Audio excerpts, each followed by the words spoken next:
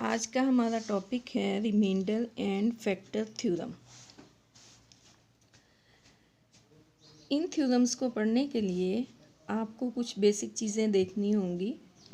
पहली चीज़ है पोलिनोमियल।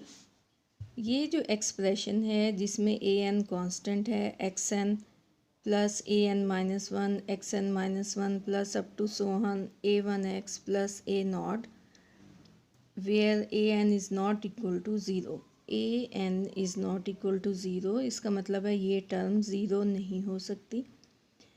तो ये जो एक्सप्रेशन है इसकी डिग्री एन है। एक्स की सबसे बड़ी पावर जो होगी वो इसकी डिग्री होगी और एन एक नॉन नेगेटिव इंटीजर होगा और हम इसको कहेंगे पोलिनोमियल फंक्शन ऑफ एक्स। इस एक्सप्रेशन को हम कहेंगे पोलिनोमियल फंक्शन ऑफ एक्स। ये जो फंक्शन है इसकी डिग्री एन है। अगर आप इस पोलिनोमियल को ले रही हैं तो इसमें एक्स की सबसे बड़ी पावर 5 है, तो हम कहेंगे it is polynomial function of degree 5।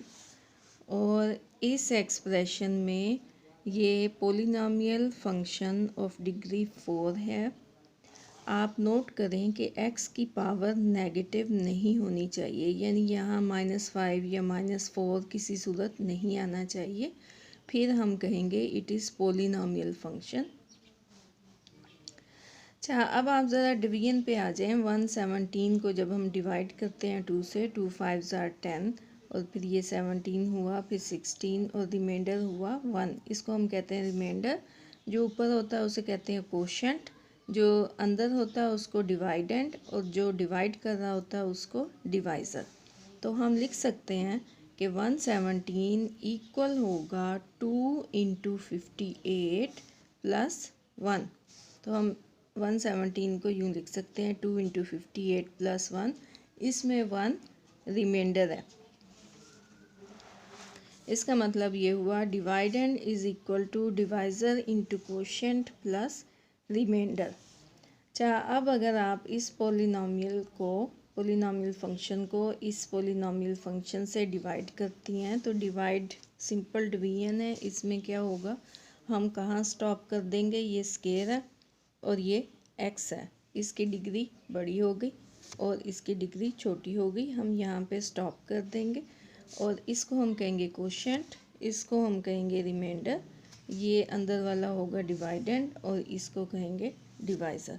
तो हम इसे लिख सकते हैं कि ये जो डिवाइडेंड है ये इक्वल होगा divisor into quotient plus remainder के। तो इसलिए हम इसको यूँ लिख सकते हैं कि ये डिवाइज़र है और ये कोशेंट है और प्लस रिमाइंडर है।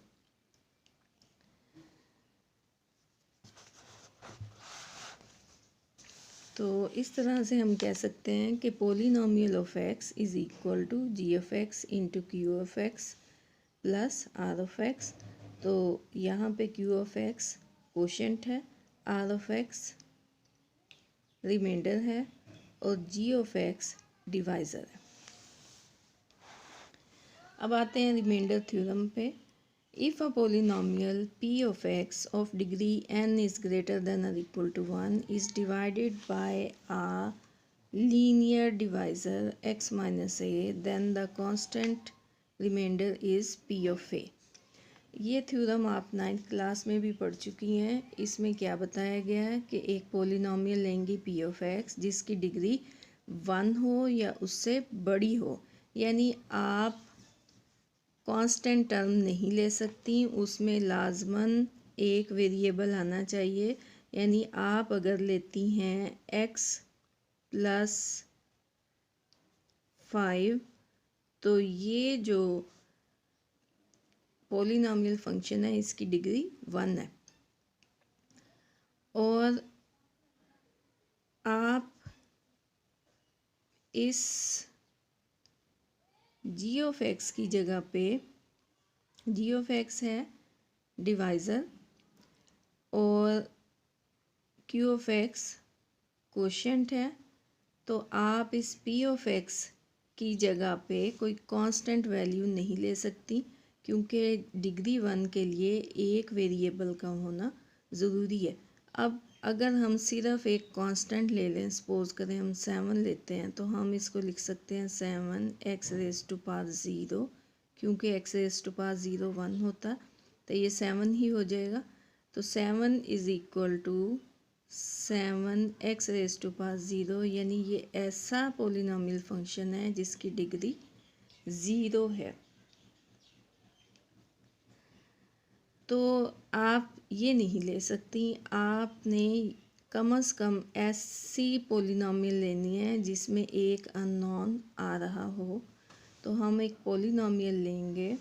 जब हम पोलिनोमियल p ऑफ x को डिवाइड करेंगे x माइनस a से, यानी हमने डिवाइड भी किससे करना है, x minus linear divisor x minus a से। लीनियर डिवाइज़र का मतलब है कि x की पावर 1 होगी। तो x माइनस a से डिवाइड करेंगी, तो बजाय इसके कि आप उसको डिवाइड करें, आपको क्या करना है कि आप उस पोलिनोमियल में x की जगह पर a पुट करते हैं, ये वाला a। तो आप p ऑफ a लेंगी तो जो आंसर आएगा वो रिमाइंडर होगा, यानी जो चीज़ नीचे बचती है वो p ऑफ a होगा। तो इसलिए बजाय इतनी लंबी डिवीजन करने के आप क्या करेंगी, जस्ट p ऑफ x लेंगी और उसमें a पुट कर देंगी, तो आपके पास रिमाइंडर आ जाएगा।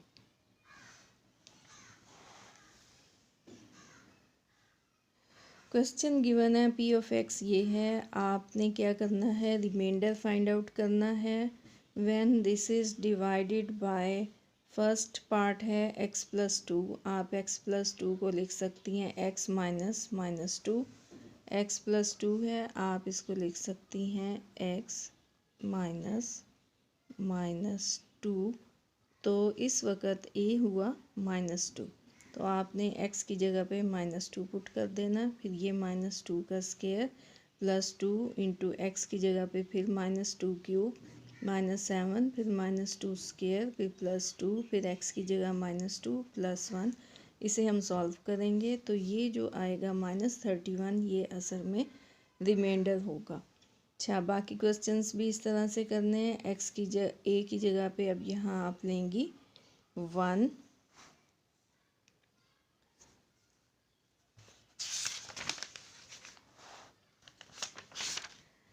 अच्छा कुछ क्वेश्चन इस तरह के होंगे कि डिवाइज़र आपके पास होगा ax माइनस बी।